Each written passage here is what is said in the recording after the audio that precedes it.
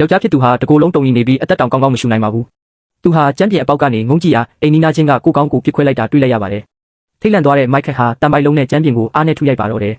အချက်အနှဲငယ်ထုပြီးနောက်အပေါက်ကြီးပွင့်သွားပေမဲ့အနေရတစ်ခုနီးကပ်လာတာသူမသိပါဘူးသူဟာကျိုးတစ်ချောင်းနဲ့အောက်ထပ်ကိုရှော့ဆင်းသွားခဲ့ပါတယ်အောက်ထပ်မှာအိမ်နီးနားချင်းရဲ့ဇနီးတဲ့ပါတေဆုံးနေတာကိုသူတွေ့ရှိခဲ့ရတာပါ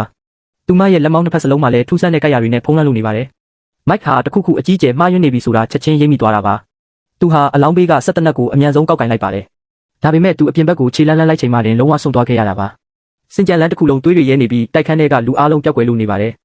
မိုက်ဟာဘလို့မိစ္ဆာကောင်ကဒါကိုကျူးလွန်ခဲ့တာလဲဆိုတာစက်မြစ်ကိုသိချင်နေတာပါအဲ့ဒီနောက်ရုတ်တရက်သွေးတွေပေးချင်နေတဲ့ယောက်ျားတစ်ယောက်ကလမ်းပိတ်လိုက်ပါတယ်ဒဏ်ရာတွေကိုကြည့်ချင်းအဖြစ်တော့အဲ့ဒီလူဟာဗီဇပြောင်းလဲနေပြီဖြစ်တာသိချပါတယ်ကံကောင်းချင်တော့မိုက်ကလျင်မြန်စွာတုံ့ပြန်ပြီးတကားကိုဆွဲပိတ်လိုက်နိုင်ခဲ့တာပါဒါပေမဲ့သူစိတ်မအေးနိုင်ခင်မှာတင်ကျမ်းပြင်ကဖန်ခွဲစားတွေကိုမတော်တဆနင်းမိပြန်ပါတယ်အဲ့ဒီအတန်ကြောင့်ရေတွက်လို့မရတဲ့မိစ္ဆာကောင်တွေဟာချက်ချင်းပဲအာယုံဆိုင်မိသွားကြတာပါကြောက်မဖွယ်အော်ဟစ်တန်တွေဟာလည်းတတိုက်လုံးမှာပဲ့တင်ထက်လို့လာပါတော့တယ်အခြေအနေတွေအားလုံးဟာယူတုဆရာကောင်းတဲ့ဘက်ကိုဥတီသွားတော့မှာဖြစ်ပါတယ်